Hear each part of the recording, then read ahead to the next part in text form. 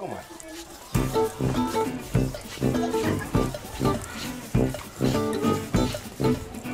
Zo, Foefan, kom maar.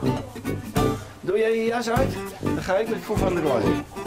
Nou, goeiemorgen alweer, vriendjes, vriendinnetjes. Hier binnen weer. Waar is dit? Foefan. Jullie weten dat de hoen eigenlijk alweer leert binnen. En die kun je aaien en die kun je mee rennen en mee badje. En dat is hartstikke leuk. Maar je moet er wel weten hoe een hoen praat, hè? Dus Foefan Lulkes, dochter Sa.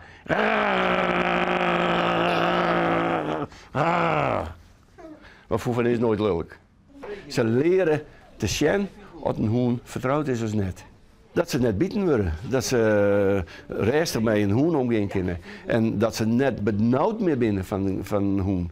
We hebben wel gewoon dat mensen jankend in de klas zitten.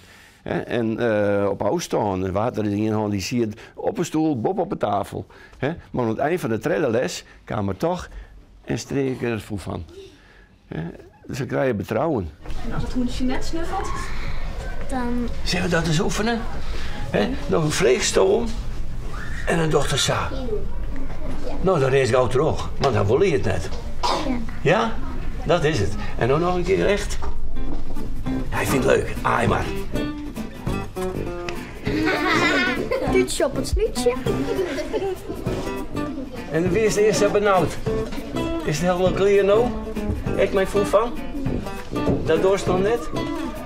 En straks, als ik nou Foefan bij de Halle Fest hoor, doorstaan dan op die kant te aaien, dat wel, doen we dat. Oud praat. Mag ik die hond aaien? Ik denk het wel. Hij vindt kindjes wel lief. Dus doe maar met het handje zo. Oh, hij kust een toetje. Nou, dan meestal maar streken. Ja. Goed zo.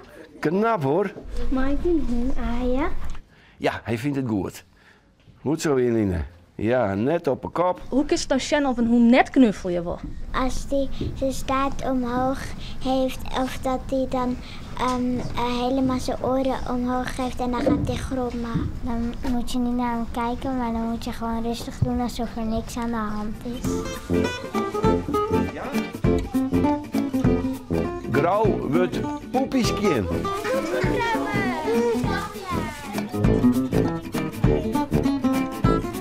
Bob komt al 3 jaar bij mij in de lessen.